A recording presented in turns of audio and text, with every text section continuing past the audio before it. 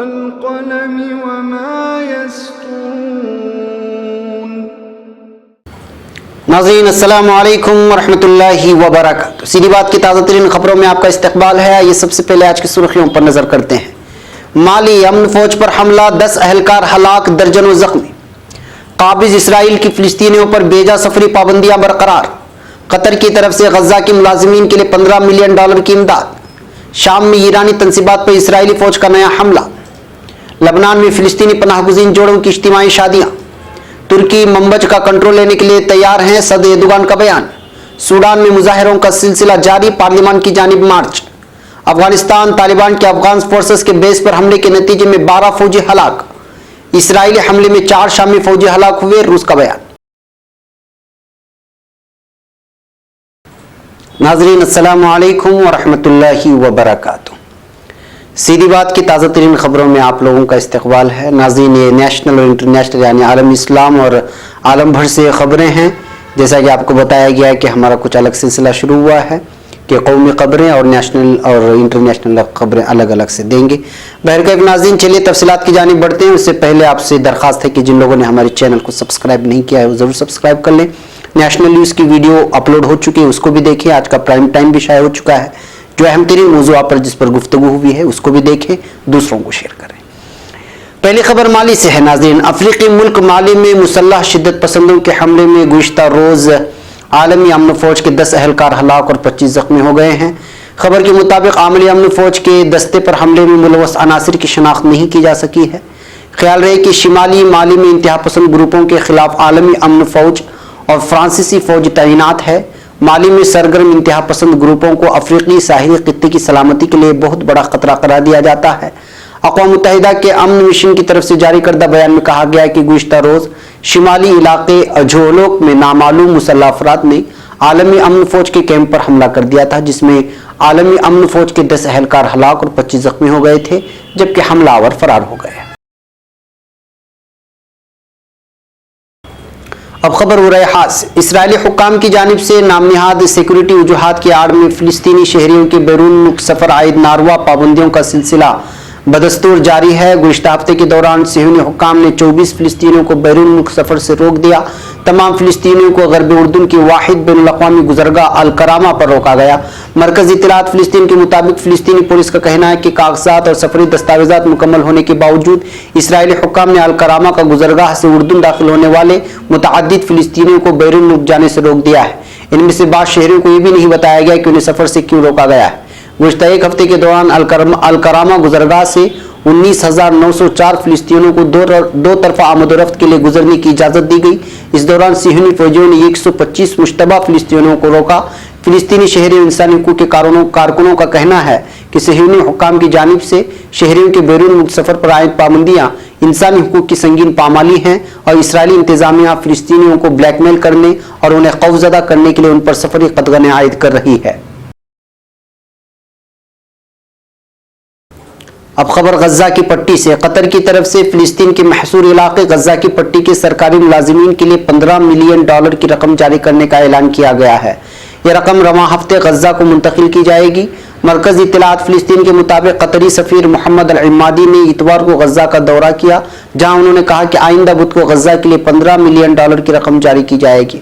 उनका कहना था कि इसराइल की तरफ से गजा की पट्टी के मुलाजिमीन को तनख्वाहों की अदायगी के लिए रकम जारी करने पर पाबंदी हटा दी गई है, जिसके बाद बुध और जुमेरात तक रकम की सप्लाई की जाएगी।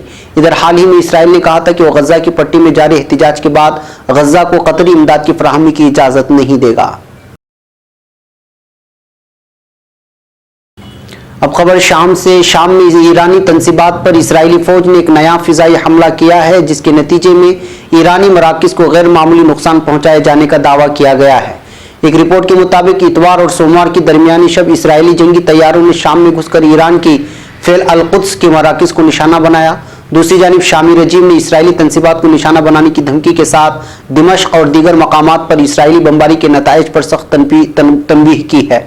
शाम के सरकारी ज़राए अबलाग के मुताबिक फिजाई महकमा दिफा ने इसराइली तैयारों की तरफ से दागे गए मुतअद्दिद मिसाइल फिजाही में तबाह कर दिए। खबर रसा एजेंसी साना के मुताबिक फिजाई दिफा ने इसराइल के मुतअद्दिद जंगी तैयारों को जुनूबी शाम में अपने अहदाफ को निशाना बनाने से रोक दिया।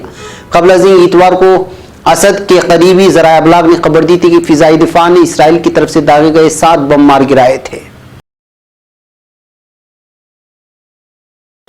अब खबर बैरूत से। लबनान में फिलिस्तीनी पनाहगुज़ीनों के जोड़ों की इज्तिमाई शादी की सबसे बड़ी तकरीब परसों हफ्ते के रोज जुनूबी बैरूत में कायम की गई। एक रिपोर्ट के मुताबिक हफ्ते के रोज होने वाली इस इज्तिमाई शादी में 200 इज्तिमाई जोड़े रिश्ते इज़्दिवाज में मुंसलिक हुए। उनमें 150 फिलिस्तीनी पनाहगुज़ीन जोड़े जबकि 50 मकामी जोड़े शामिल थे।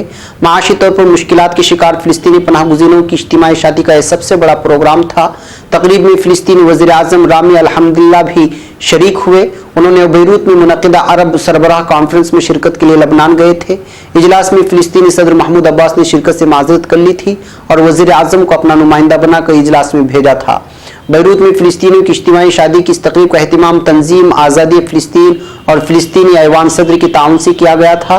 फिलिस्तीनी ऐवान सदर और PLO की तरफ से इज्तिमाई शादी के 4 प्रोग्रामात का ऐलान किया गया। इनमें से 2 प्रोग्रामात गरब उर्दून और गज़ा की पट्टी में मुनक़िद हो चुके हैं। अब खबर तुर्की से। सदर रजब तैयब एर्दोगान ने कहा है कि तुर्की शामी कस्बे मंबज का कंट्रोल लेने के लिए तैयार है। सदर एर्दोगान ने यह बात अमरीकी हममनसब डोनाल्ड ट्रंप से टेलीफोन बातचीत में कही। तुर्क सदारती ज़राए ने बताया है कि इस बातचीत में 2 तरफा ताल्लुकात के अलावा शाम की ताज़ा सूरत हाल पर गौर किया गया। बातचीत में गुज़िश्ता हफ्ते मंबज में हुए दहशतगर्द हमले में हलाक होने वाले अमरीकी फौजियों के लिए सदर एर्दोगान ने ताज़ियत का इजहार करते हुए उसे एक इश्तियाल अंगेज कार्रवाई करार दिया है।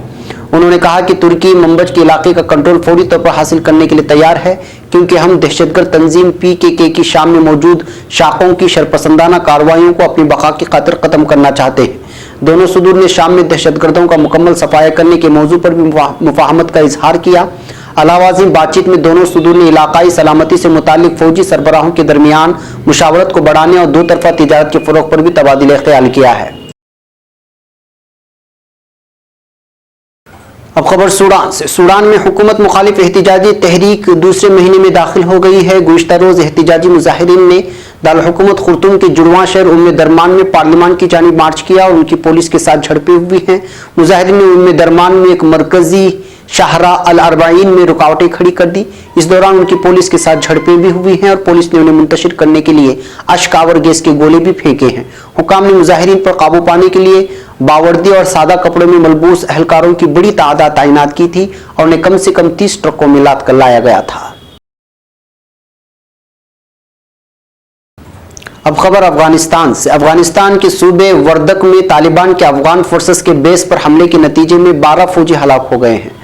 अफगान इंटेलिजेंस एजेंसी के बेस पर तालिबान के हमले के बाद जवाबी कार्रवाई के दौरान 3 हमलावर मारे गए।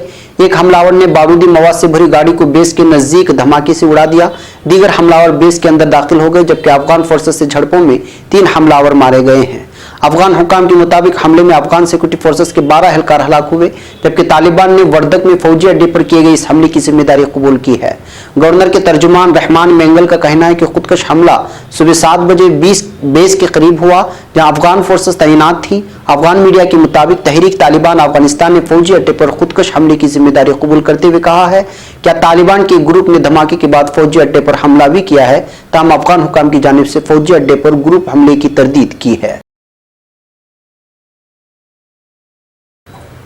अब खबर तुर्की से। तुर्की के वजीर दिफा खलूसी आकार ने कहा है कि तुर्क फौजियों ने दीगर ऑपरेशनों की तरह शाक़-ए-ज़ौतीन ऑपरेशन में भी एक दास्तान रकम की है। खलूसी आकार ने मुसल्लह अफ़वाज के सरबराह जनरल याशार गिलेर, बर्री फौज के कमांडर जनरल उम्मीद दुंदार, बहरी फौज के कमांडर एडमिरल अदनान ओजबाल और फिजाइया के कमांडर एयर मार्शल हसन क्यूचिक आकयूस के हमरा जिला हत्ताए में सरहदी यूनिटों का दौरा किया।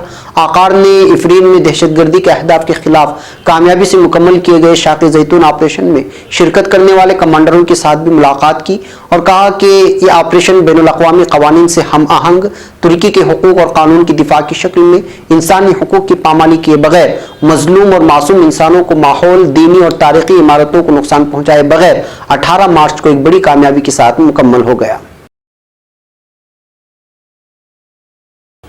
अब खबर आयरलैंड से। शिमाली आयरलैंड के शहर लिंडनडेरी में एक गाड़ी में धमाके के बाद पुलिस ने इलाके को खाली करवा लिया है और एक मुश्तबा गाड़ी को तहवील में लेकर तफ्तीश शुरू कर दी है।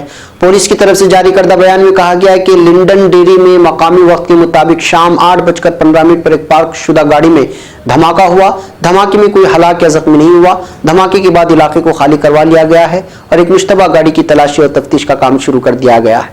वाज़ेह है कि 1960 की दहाई के आखिरी सालों से लेकर 1999 के बेलफास्ट समझौते तक शिमाली आयरलैंड अलहदगी पसंद दहशतगर्दी का हदफ बनता रहा है। आयरलैंड के इत्तेहाद के हामी कैथोलिक अलहदगी पसंदों और बरतानिया के साथ इत्तेहाद के हामी प्रोटेस्टेंटों के दरमियान झड़पों के खिलाफ में ब्रेग्जिट की वजह से दोबारा तशद्दुद के वाक़यात उभरने का खदशा महसूस किया जा रहा है। नाज़रीन, ये थी आज की ताज़ा तरीन खबरें। अगली ताज़ा तरीन खबरों के साथ फिर आपसे मुलाकात होगी। हमारी पूरी टीम को इजाज़त दें। इजाज़त से पहले आपको इत्तला कर दें कि आज का प्राइम टाइम भी शाये हो चुका है, नेशनल न्यूज़ की खबरें भी शाये हो चुकी हैं, उसको भी देखें। और जिन लोगों ने हमारे चैनल को सब्सक्राइब नहीं किया वो सब्सक्राइब करें और हमारे इस लिंक को दूसरों तक पहुँचाने में हमारी मदद करें। अस्सलामु अलैकुम वरहमतुल्लाहि वबरकातुहू।